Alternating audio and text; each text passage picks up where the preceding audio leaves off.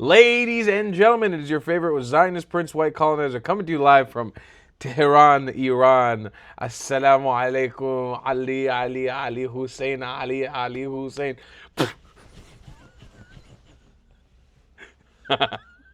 We're getting hundreds of thousands of views on these videos, but I refuse to stop being goofy.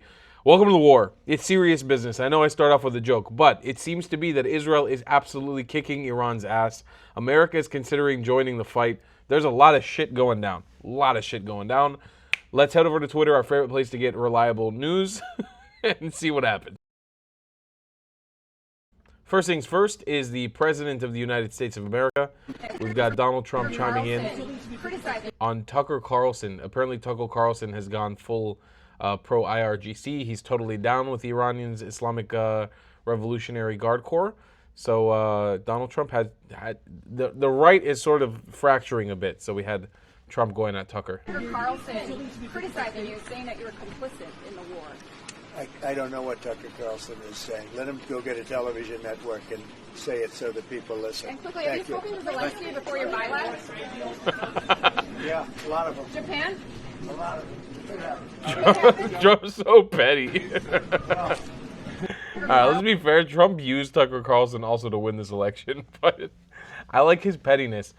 Listen, Trump and Candace Owens and Tucker Carlson have been all over Twitter the last couple of days saying we won't die in Iran's war, in Israel's war with Iran. It's like, bro, all these people on the woke right are like, we won't die for Israel. It's like, you haven't done shit. You're not involved. It's just Israel fighting right now. You're not even involved. Like, you guys are pretending like millions of American soldiers have died for this war already. It's ridiculous. You guys sound like you are the same group that is like, America needs to fight. America needs to be a proud country, a strong country.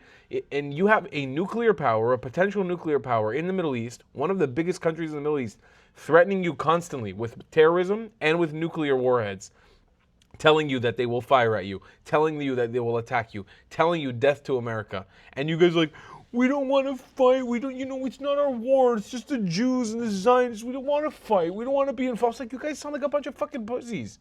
Where's the whole America first shit? Where's the whole strong American country? Where's the whole, we're a country, bumpkins, shotguns, pistols. Where's that energy? Why do you guys sound like a bunch of fucking pussies? I don't understand this. I'm not a conservative. Yeah, I'm not on the right. I'm not on any side. I fuck everybody. You guys know me. I say fuck everyone. But where is that energy? You guys suck. It's so ridiculous.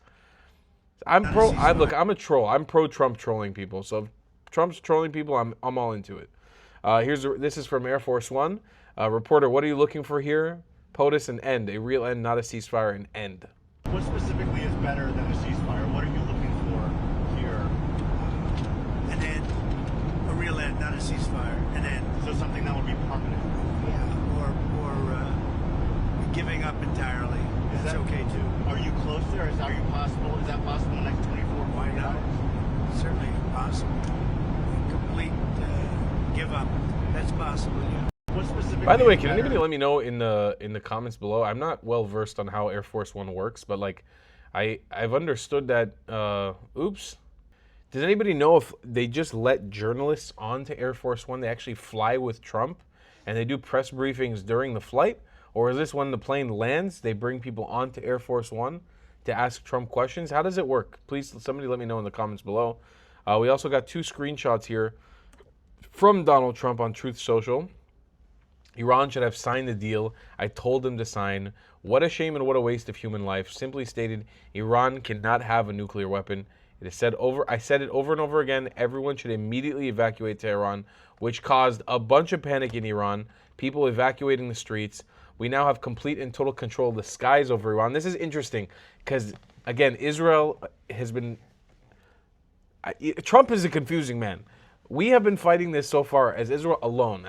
To the best of my knowledge, there's been no other aircraft from another country intercepting Iranian ballistic missiles, or not intercepting, but flying over Iranian airspace. But Trump is now taking accountability over this as if America was a part of it, while still saying that it wasn't. It's kind of confusing. He said Iran had good sky trackers and other defensive equipment and plenty of it, but it didn't compare to American-made, conceived, and manufactured stuff. Nobody does better than the good old USA. Bald eagles and shit, shotguns. Whoop, whoop, American person, you know what I'm saying? Let's go. America, Team America. Here we go. America. Fuck yeah. Ladies and gentlemen, there's some moments in life where you're just proud to be an American, and it's kind of moments like that. It's Thanksgiving, and it's moments where Donald Trump gets on Twitter and talks shit to a Middle Eastern dictatorship. I'm sorry, something about it feels good. And this is coming from a Middle Eastern person. I'm not a country bumpkin, you know? I live in the duality of being a Middle Eastern American. But like, you know, it's kind of fucking awesome, especially when it's projected towards jihadists. It's fantastic. All right, Tommy Robinson, who's been really killing it on my channel recently. We appreciate him. He follows me on Twitter, by the way, so I know he knows who I am. So shout out to Tommy. Let's see here. We have a tweet that says, the real feminists of our generation are the women fighting the Islamic regime in Iran. Let's see what Tommy Robinson says. Let me tell you, when I watch Iran, you see, as I've watched what's going on in Iran, I've watched for years. Do you know each time the women have took their headscarves off, hold them up on a stick, set fire to them, literally watch and think those women are going to be disappeared. They're not just risking their life, they're being taken and killed. And they're fighting for their rights as women to be free, just to show their hair, okay? And each time I watch one of these uprisings, there's been a few, I think, this time, this is it. It's going to happen. This is it. They're going to topple them. They're going to topple those supremacist Islamic bastards this time. And each time they haven't. And hundreds, and if not thousands of the women have lost their lives, been imprisoned, been taken, been disappeared during each one of these. And each time I watch them, I just think, please, this time, please. I get so hopeful. And as I've watched, I remember last time Trump was in, I'm thinking, please just take out these fucking bastards who have imprisoned the entire Persian population. Please. So as I've watched it, so when you're watching what's currently happening, it ain't even to do with Israel. Yeah? I know it's Israel who are launching it. But I'm just hopeful to free those people. And you know what we see? The real feminists of our generation, of our life, when you watch those women and you see them get grabbed and disappeared by full niqab wearing, burqa clad Islamic supremacist bitches, when you watch them dragging those women into vans, I've watched it all. And each time I think, one time it's coming, and now more than ever it's closer. So that's what I'm hopeful for. I'm hopeful for them to gain their freedom. I'm hopeful there's an uprising. So I don't give a shit what anyone says.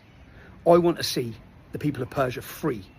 I want to see them free from that supremacist, backward, Sharia-driven shithole ideology. So please, spare a minute for the real feminists, which are the women in Iran. Not those blue-haired fucking lunatics in the West walking around with fanny hats on, talking about trans bullshit, right? The real feminists, if you really care about women, stand now for the uprising and for the overthrow of the Islamic regime in Iran. God bless every one of you fighting for your freedom. I mean, I think me and Tommy need to make a video together. He's not wrong. You know, I don't need, you guys know on my channel, I'm not the guy who's going to start shit talking trans people. That's not my shit, you know? The blue-haired feminist thingy, it's funny because the stereotype's real, and I met him when I was on the ground in New York doing this kind of stuff. It's real. It really is a real thing. But I'm not here to shit on trans people, you know? You identify as a male, as a female. I don't know the terminology.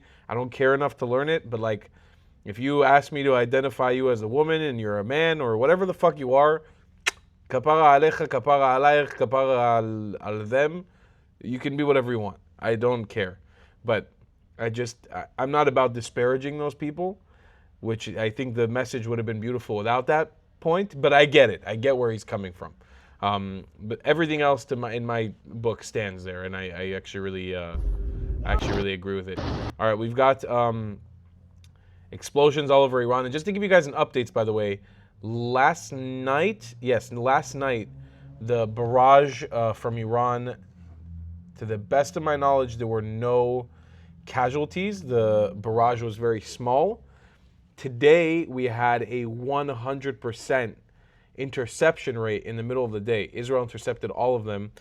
Israel has complete air superiority now about the entirety of Iran. Not just west and central Iran like it was before, the entire country. They now control the entirety of the air of Iran. Insane. Remarkable. Like, literally, God, if you're a God-fearing or not, you believe in God or not, and personally I do, we have seen miracle after miracle after miracle throughout this war. This is nothing short of a miracle. Put America to the side, put the fun. The fact that this tiny fucking nation, this tiny country that I'm so privileged to be a part of, has been able to accomplish this. Hezbollah, Hamas, the Houthis, now the IRGC, just fucking anyone comes into us, we're just like, you're done. It's crazy. Now, this isn't Russia, this isn't China, this isn't America, God forbid. In the future, if we ever have a conflict with one of these big countries, we're toast, we're done. That's why we need alliances. But when it comes to our neighbors who keep trying to bully us and kick our asses, and have been doing this for generations, we're kicking ass. It's actually kind of, it's really amazing. It's very inspiring, I have to say. So here's a video saying everything is exploding all over Iran. Shaheen Shahad a short while ago. Whoa.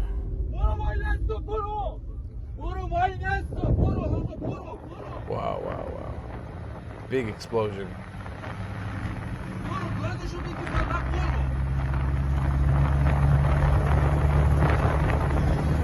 It's kind of insane the aerial dominance that Israel has right now.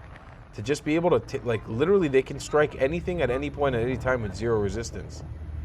By the way, I saw graphics, by the way, about if you want a simple equation of the IRGC, you want a simple equation.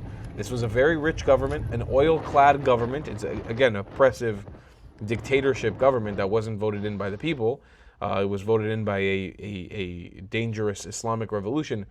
But if you want the comparison, Israel has constructed bomb shelters, thousands of bomb shelters all over the country to protect its civilian population. It has built an army, a strong army to defend its civilian population. It has the Iron Dome. Iran had, quadruple would be an understatement. It would be like 15 quintuple times the amount of money and resources to be able to build the same for its civilians. They didn't. That tells you everything you need to know. They didn't. They were busy getting rich. They were busy holding dual nationality and living abroad, and ran away when the going got rough. And it's not the civilian population. We're talking about the dictatorship of Iran. It tells you everything you need to know. Everything you need to know. The fact that less Israelis are dying and more Iranians are being hurt from this tells you it's not that Israel's firing indiscriminately. It's not that Israel's firing indiscriminately. It's showing you exactly what the resources of this disgusting dictatorship focused on. And we have Somali-born who married her brother, Democratic Representative Ilhan Omar, complains that America is saying it's turned into one of the worst countries. Let's see what this crazy bitch has to say. To be coming out of our country. I mean, I grew up in a dictatorship. And I don't even remember ever witnessing anything like that. To have a democracy, a beacon of hope for the world to now be turned into one of the worst countries where the military are in our streets without any regard for people's constitutional rights, while our president is spending millions of dollars propping himself up like a failed dictator with a military parade. It is really shocking, and it should be a wake-up call for all Americans to say this is not the country we were born in. This is not the country we believe in. This is not the country our founding fathers imagined. And this is not the country that is supported by our Constitution, our ideals, our values. And we should all collectively be out in the streets rejecting what is taking place this week. Nah, but for real, you should go back to Somalia. I'm not joking. You really should. You don't appreciate the country you never have. You should go back to Somalia. Truly, and this comes from somebody who lives in the Middle East. Go back. You're not wanted in America. You're not needed in America. You haven't helped America. You've only made America a worse place. It's not good for you. You don't like the president. You don't like the army. You're cool with the protests and with the violence. go back to Somalia. Kapara alaych, tfadal, go, enjoy yourself. We'll do a big welcoming home party for you in Somalia. It'll be incredible. It'll be incredible for you there. 680,000 people killed. Just in the last, 15 years in Somalia. You'll fit right in, I promise you. You may even be able to complete your goal of being a Shaheed of Islam one day. Honestly, honest to God, you really should go back. My biggest recommendation. And we've got another clip here from Air Force One, President Trump. Let's see. Mr. President, you've always said that you don't believe Iran should be able to have a nuclear weapon. But how close do you personally think that they were to getting one? Because Tulsi Gabbard testified in March that the intelligence community said Iran wasn't building a nuclear weapon. I don't care what she said. I think they were very close to having it. Mr. President, you've always said that you don't believe Iran. I don't care what the fuck that bitch said. And by the way, I know that Tulsi's record on Israel hasn't been great. I like her. Also, maybe the fact that I find her very attractive, but I like what she says. I think in a perfect world, if she was a little bit more pro-Israel, she's definitely somebody I could see as a candidate for president. Oh my God, everyone's gonna go crazy. She did this and she did that. All right, I like the fact that she served in the military. I think it means a lot. I think she's the only strong woman figure we've seen so far that could actually hold down America. Truly, truly, truly. And she comes from Hawaii, which I think is a beautiful mix of being able to understand the nativity of the country and the indigenous people in the United States of America, but also fighting an army which kind of negate each other. It's an important thing. All right, heated political opinion. Chill the fuck out. I can express myself sometimes. Calm the fuck down. We're in Iran. Look, it's paradise. Ladies and gentlemen, that's your news update for today. If you guys want to know, I'm still homeless. I'm not homeless. I'm totally fine. We're bringing in enough views on YouTube at the moment where I can afford a hotel room to give you guys the daily updates. But just so you know, I'm on the road right now. Israel's still closed off. I'm trying to get repatriated back to the country from whatever random ass location I'm in. I'm moving to different places almost every single day, trying to not stay in the same place every day. But that's where my news update is. In case somehow content slows down a bit, I'll try not to. Just so you guys know, that's what I'm doing. Every day I'm pretty much in a new place. It's a little bit exhausting, but we'll get there. At least I look fresh with my new haircut. All right, I'll see you guys in the next one. I love you guys a long time. Please support the channel now more than ever. Subscribe, buy me a coffee, PayPal, whatever you guys want. I'd appreciate it so much. Help us get to 500,000 subscribers, and I'll see you there. Goodbye, class. If you believe in my content and want to support me, just know your help is needed. There's a bunch of great ways to support me, being PayPal, buy me a coffee, or joining my Patreon community down below. Patreon is the best way to support my channel, and you'll get a bunch of cool perks depending on what tier you join. Another great way to support me is by buying my merchandise on thetravelingclat.com. I regularly drop new merch designs like this beautiful hat or this amazing shirt, where you can support the channel and get something cool for yourself. I also have an amazing Discord community with people from all over the world. Thank you so much for your support.